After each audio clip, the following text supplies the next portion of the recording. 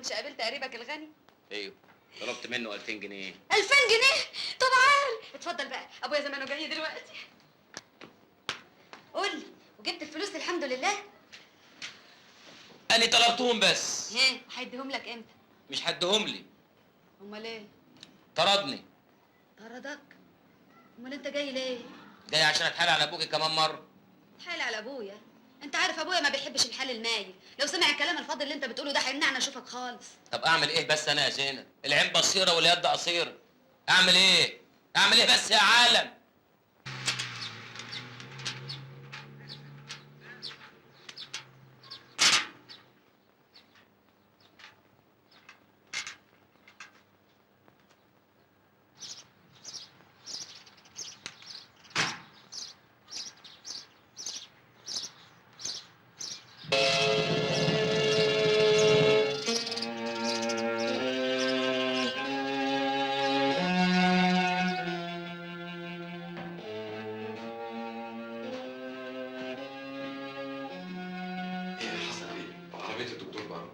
أزمة بالليل والدكتور عنده فوق.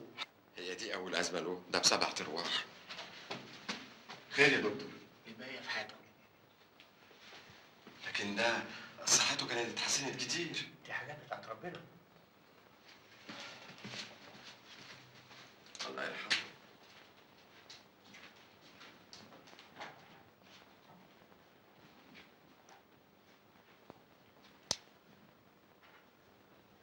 ايه دنيا، الباقي في حياتكم جميعا يا اخواني، باقي في حياتكم، ما باقي الا وجه الله، والله ما باقي الا وجه الله. يلا هنعمل ايه؟ انا عايز بيبسي. ايه دنيا، امشي عدل يحتار عدوك فيك، امشوا زي الجزم في الدنيا لا تتضربوا بالصورة على دماغتكم في الاخره. ايه كان امير، كان امير، ان شاء الله تبقى تشوي في نار جهنم يا غطريفي. كان هيخس عليك حاجه لو كنت اديتني 2000 جنيه هفك نفسي بيهم في شقه. ان شاء الله يبقى ربنا ياخدك كمان مره. امير، كان امير. يلا ربنا يسامحك، هنعمل ايه؟ امشوا زي الجزم في الدنيا لا تتضربوا بالبلغه القديمه في الاخره. انا بقول لكم اهو. يلا. عملت حصر بالممتلكات وحسبت التركة؟ طبعا حوالي 6 مليون ونص. 6 مليون جنيه يا ما انت كريم يا رب.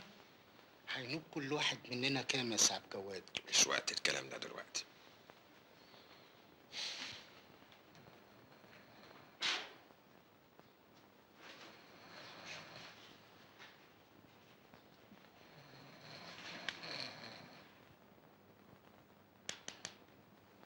ايه دنيا، المعزة خلصت، سعيكم مشكور. الله يرحمك يا ابو الغطريفي، صحيتني ليه يا ابو عبد الوهاب؟ كنت سيبني نايم علشان انسى انه مات. يلا يلا انت بقى. بقول ايه يا ابو عبد الوهاب، هو المرحوم كان موصيكم ما توزعوش سجاير حفاظا على الصحه العامه؟ المعزة خلصت. طيب هو انتوا مش هتعشوني؟ يلا بقى. يلا امشوا زي الجزم في الدنيا لا تتضربوا على قفاكوا في الاخره.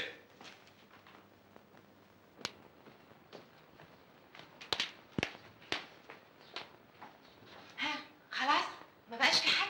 خلاص كلهم مشيوا. طمني، كل واحد هينوبه كام من الميراث؟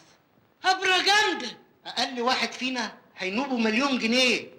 يا ما انت كريم يا رب. من بختنا ان ابنه الوحيد مات في فرنسا. انت بتحلمي. احنا مش هينوبنا الا ملاليم. ليه؟ مش احنا دلوقتي الورثه الشرعيين؟ في نظر القانون احنا ورثة من بعيد. احنا حواشي من ضمن عشرات غيرنا من الحواشي، وكل من هب ودب من القرايب هيظهروا ويطالبوا بالميراث. ده غير نصيب الحكومة. يعني بعد التصفية كل واحد مننا هينوبه ملاليم. لا ده ظلم. 6 مليون جنيه يطيروا مننا؟ يطيروا من قدام عينينا عوانطة. مفيش غير حل واحد. ايه هو؟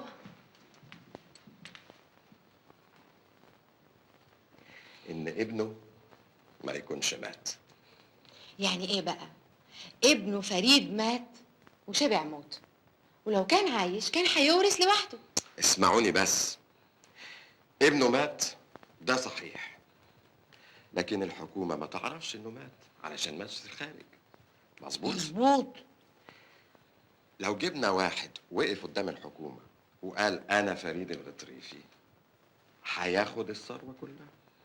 يعني قصدك نجيب واحد من طرفنا ويقول انا فريد الغطريفي؟ بالظبط. وهي الحكومة بريالة عشان تصدق؟ اي واحد هيقف يقول انا فريد هيقولوا له اهلا وسهلا يا سي فريد. يا ناريمان، في نظر الحكومة الإنسان مجموعة أوراق، شهادة ميلاد، فيش وتشبيه، بطاقة شخصية، إلى آخره. مظبوط. مدام فريد هرب لما حطوا أبوه تحت الحراسة، وبما إنه مش هيرجع علشان مات، ممكن نجيب أي واحد نعمل له الأوراق المطلوبة ويبقى هو الشخص المقصود.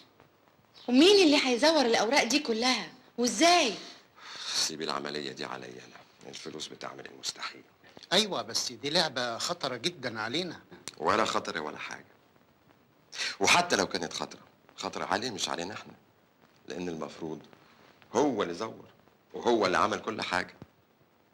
موافقين؟ انا موافق. انا ما عنديش مانع. طب مين الشخص اللي هيقبل حكاية زي دي؟ موجود، وكل المواصفات منطبقة عليه.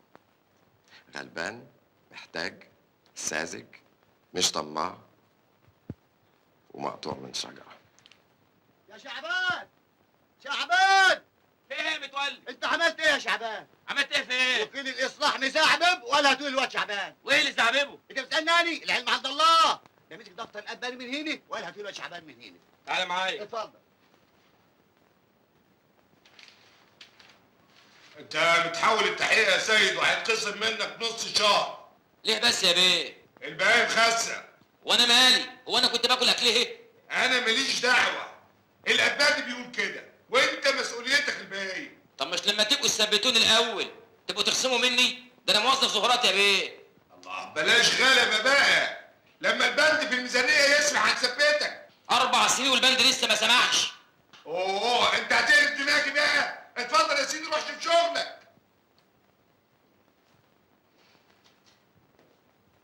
اللي بيحصل ده ظلم، كل يوم والتاني يخصموا مني. عايزين نصرف على الاصلاح الزراعي من ماهيتي. اهو شعبان. مين؟ ابويا عبد الجواد. اهلا اهلا اهلا. عليكم، تعالى. شاي يا ولا؟ مفيش داعي، مفيش داعي يا ولا. مجلس العيلة عايزك لأمر مهم جدا. عيلة مين؟ عيلتنا. ما انا ما اقدرش اخرج دلوقتي يا سعاده البيت. بس تعالى معايا، دي فيها 4 ايام خاص، الماهية تروح كده. ولا يهمك، تعالى بس.